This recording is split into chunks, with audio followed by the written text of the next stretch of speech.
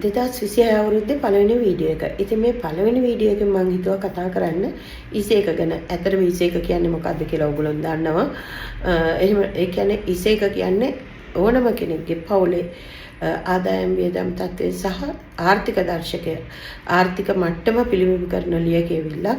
ඉතින් මේ ලියවිල්ල පාදක කරගෙන තමයි ඔයාලට වසර පුරාම ඉතාලි රජයෙන් මගින් ක්‍රියාත්මක කරන සුබ සාධන වැඩපිළිවෙල වල පහසුකම ලබා ගන්න පුළුවන් සහ වසර පුරාම රජයෙන් ලබා දෙන බෝනස් වර්ග අයදුම් කරන්න පුළුවන් වෙන්නේ. ඉතින් ඒක නිසා පොලක් විදිහට ඉතාලියේ ඉන්නවා නම් මම ඔයාට කියන්නේ ඔයා ඉසේක හදන්න. ඒක ඔයාට නොසිතූ විරු ඔයා හිතන්නේවත් නැති තරම් පහසුකම් ගොඩකට මුල මග පෙන්වන ලියකියවිල්ලක් වෙනවා. ඇත්තටම ඉසේක හදද්දී මුලින්ම රජය විසින් සලකා බලන කාරණා 4ක් තියෙනවා.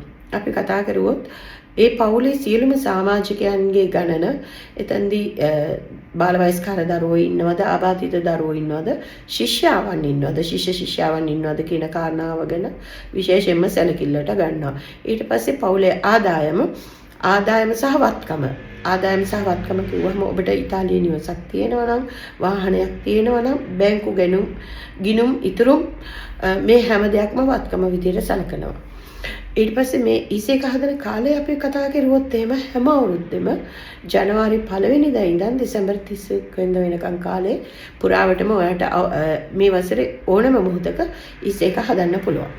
ඊට පස්සේ අපි කතා කරමු ඉසේක හදන්න අවශ්‍ය කරන ලියකියවිලි මොනවාද කියලා. මුලින්ම ඉසේක සඳහා අයදුම් කරන පවුලේ ගෘහමූලිකයා.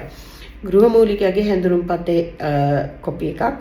ඊට පස්සේ කෝදිශි ෆිස්කාලේ සහ පවුලේ සියලුම සමාජිකයන්ගේ කෝදිශි ෆිස්කාල අවශ්‍ය වෙනවා.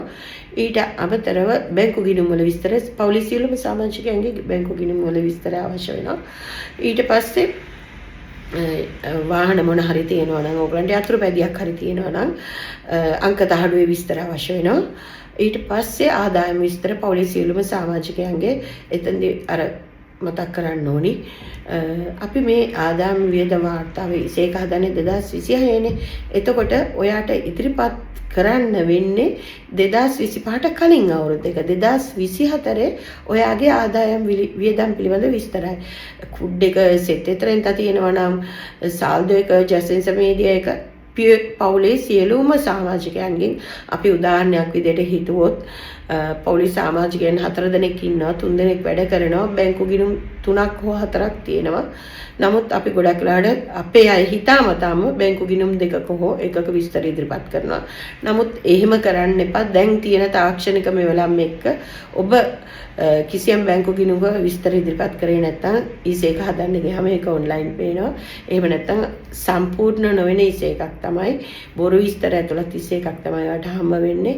ඒක නිසා ඒ මෝඩකම කරන්න එපා. ඉසේක හදද්දී නිවැරදි තොරතුරු දෙන්න. මේ නිවැරදි තොරතුරු අපිට වඩා හොඳ සේවයක්, වඩා හොඳ පහසුකම් අපිට ලබා ගන්න උපකාරී වෙනවා. ඊළඟට අපි උදාහරණයක් විදිහට කතා කරුවොත් එහෙම මේ ඉසේක හරහා ඔයාට අයදුම් කරන්න බෝනස් මොනවාද තියෙන්නේ කියලා වසර පුරාම කාලෙන් කාලයට එන බෝනස් තියෙනවා. ඊට අමතරව ප්‍රධානම බෝනස් එක විදිහට අපි කතා කරොත් අසෙන්යෝ උනිකෝ එක. ඊට පස්සේ බෝනස් මාම්මා, බෝනස් අසීලෝ නීඩෝ. එතකොට පොදු ප්‍රවාහනයේදී අබොනමේන්ති වලට ඔයාට යොදා ගන්න පුළුවන්. මේ ඉසේකේ ඔයාගේ ආදායම් තත්ත්වය මත තමයි ඒක ගෙවන්න තීරණය වෙන්නේ. දරුවෝ පාසල් යනවා නම් ඒගොල්ලන්ගේ මෙන්ස එකට, කැම බීම වලට, බෙහෙත් වලට, ඊට අමතරව ඔබ පාවිච්චි කරන ලයිට් වලට, ගෑස් වලට, වතුර වලට එන බෝනස් එක. එහෙම නැත්නම් නගර සභාවේ නිවාස වලට කාස පොපුලාරි කියලා අපි කතා කරන්නේ. කාස පොපුලාරයකට එහෙම නැත්නම් කොන්ට්‍රිබියුටි අෆ්ෆිටෝ කියන්නේ කුලී නිවාසවල ඉන්න අයට දෙන රජෙන් දෙන සහනය. මේ වගේ නොයෙකුත් වසර පුරාම ක්‍රියාත්මක වෙන බෝනස් වර්ග තියෙනවා. ඉතින් මේවට අයදුම් කරද්දී මූලිකවම ඉසේක හදන්න කියලා කියන. ඉතින් ඔයත් ඉසේක හැදුවේ නැත්නම් ඔයාලට පුළුවන් මේ අවුරුදු ඉසේක හදන්න. පුරුදු විදිහටම අපිට කතා කරන්න.